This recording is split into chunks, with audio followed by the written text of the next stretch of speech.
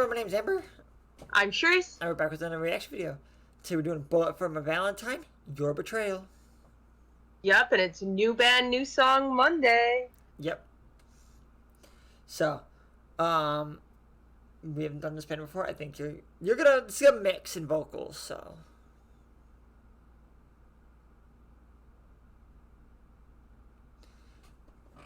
I hope you like this one. I like it. It's, one of the more ones with more, extreme vocals, or I guess more yelly vocals. Then, it's at the upper limits, I feel, for me. Without being one of the few exception songs, so.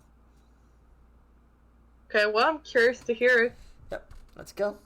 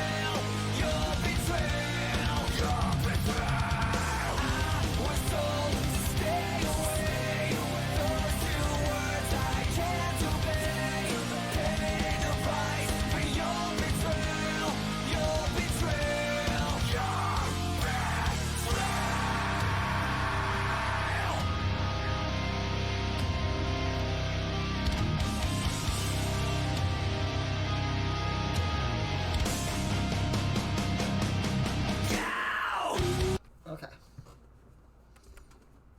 Yeah, I was gonna say this isn't as extreme as I was thinking it was gonna be. Like, yeah, he's yelly, but it's fine. Like, it's not too extreme, not too over top.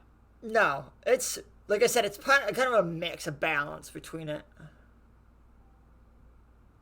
Yeah, I just didn't know, like, how extreme was my concern. I like the whispers that he does. How he goes, the whisper sings like with the like kind of yelly sing, and then he actually like screams the three different types.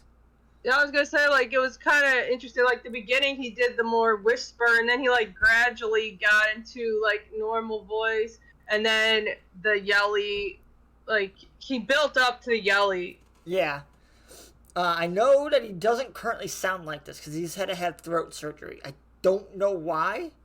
I don't know Does if he it's have those vocal nodules? I don't know. I don't know if it was from doing it incorrectly. I'm sure a bullet from my Valentine fan will be able to let us know. I just remember finding out that he doesn't currently sound like this now. But apparently he's still singing, so he didn't totally destroy his voice either way. If he was doing it wrong or whatever he had wrong with his vocal cords, if he had to have surgery. Because that's can be a delicate thing. Because sometimes after vocal surgery, like they have vocal nodules, sometimes they don't have a good singing voice when they return. Yeah. Could it? I know it could probably permanently mess you up, but I'm sure like with training, you could probably get a lot of it back if it's not totally destroyed. Yeah, I mean, obviously that's something you have to talk to like your doctor with, because they would have, depending on like how severe you were before the surgery, like what your issue was. Mm-hmm. And then that would probably take work with a vocal coach too.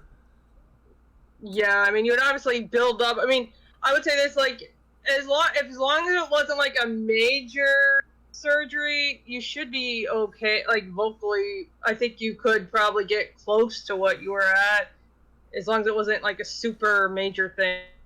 Yeah. I like the guitar riffs in this. They're like the intro was really good. I felt like the guitar riffs and everything, and the drums. Yeah, this was really heavy. I'm enjoying this one. Yeah, what I think I like most about it is just that the guitar riffs and the drums, and then his whispery vocals. Like I just like how there's the three different styles that he does in this. I think everything's just works beautifully. Yeah, I like the whispery vocals, but I also like his like more clean voice too. Mm-hmm. Well, let's finish this off. Yep, let's finish.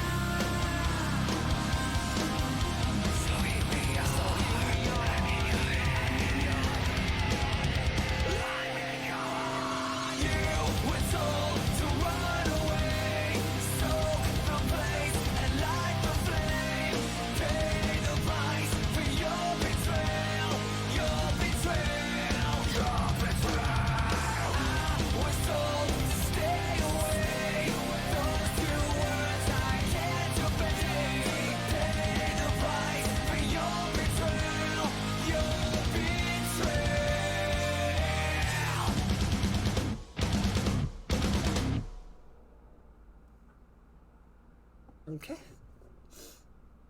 The video was cool too, with like the flames. Yeah, and I think it was showing the 7 deadly sins when it was showing the lady. Oh, okay. Because I caught like greed and sloth and wrath. It was hard to see because they were in like the best I could think of was like the Opeth font. Oh yeah, I did see the wrath one. Yeah, you saw how it was kind of, like Opeth. It was like how Opeth has their design for their name. Yeah, it's like that fancy font. I'm sure there's a name for that font, but yeah, but you know what I meant, like. I know what you're talking about. Yeah, Opeth likes that fancy font. Yeah. But yeah, everything in this I thought was good. His different styles were really great that he brought.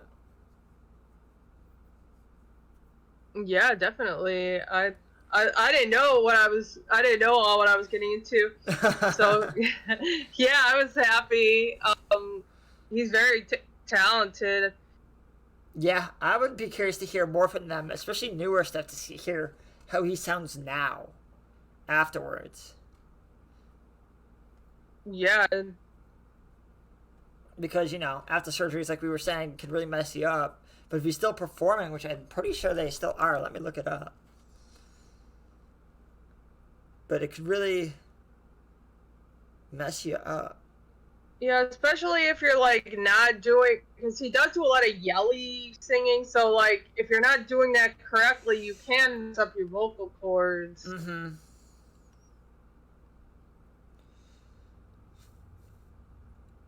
So Matt is his name, Matt Tuck. Matt, okay. Let's see what it's. Then they're still going. When was their last album? 2021 was the self-titled too. That's weird. To have 1, 2, 3, 4, 5, 6, 7 albums before you have a self-titled album. Usually, that's from the first couple, unless you're Metallica. Yeah, I was gonna say, like 5th album, I think it was, before they had a kind of self-titled. It was also called the Black Album, but personal life doesn't say anything about his surgery. I think it was him that had. Maybe it's under career. Oh, in 2007, he had a tonsillectomy. Oh, okay. So that's getting tonsils out, not anything with vocal cords. But that's still close. Like, you still gotta be careful because, I guess the recovery is, I think, a little bit sooner with tonsil. Yeah.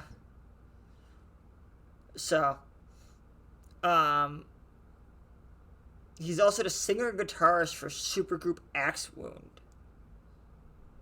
Who's in that? Who were all the bands in that? Cancer Bats. Both for My Valentine. Glamour for the Kill. Joe Copcut. Rise to Remain. And Pitch Shifter. I don't know any of those. I've never heard of any of those bands at all. Let's see here. Cancer Bats is a hardcore punk.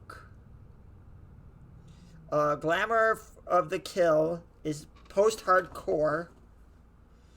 Rise to Remain is just heavy metal / metalcore. So, and Pitch Shifter is industrial rock. So of those, you'd probably most enjoy Pitch Shifter. Because, we're not big on, like, metalcore or anything like that. Not as much, So, maybe we'll look up that band and add one of those songs to my list. And if anyone's got, any suggestions for any of those bands, Bullet for My Valentine, anything, just obviously leave us comments. Yeah, because we don't have any requests for Bullet for My Valentine. I have one more on my list. So, and I've never heard that song, so it'd be a brand new song to me. But I wanted to get the one song that I do know out of the way. So that way, just an enjoyable song. So. Yeah, this was an enjoyable one. Had nice heavy guitar riffs. Yep. So what were your thoughts on this one, in general? Yeah, overall I liked it. Nice and heavy. I liked Matt's voice, and as you said, he did like 3 different styles, so that was interesting. Always nice. I always like when vocalists show off all different styles in a song.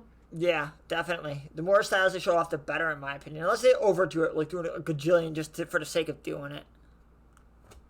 Yeah, I would say you want to, it has to be a conscious choice. It has to work with the song. You don't just want to randomly do 5 different styles. Yeah. like find a place in the song that it works, Mm-hmm.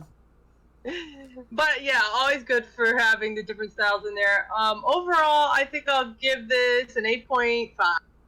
I'm going to give this an 8.75. I really like this one. And I can't wait to hear more from any of these bands. It's always good to find more bands.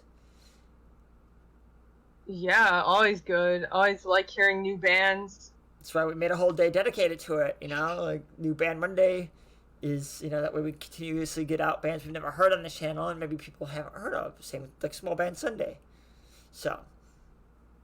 Yeah, and then we also have, if the band that we've done in previous has a new song out, then we can put on that Sunday also. Yep, it just helps us get more stuff out for y'all to see, and hopefully you enjoy our videos and enjoyed this song. So yeah, hopefully. Please check out links in the description for the original video and all of our social media. And we just want to let you all know that both our Patreon and PayPal are now open. So please just send us your requests, and the links will be down in the description. And then until next time, bye. Bye.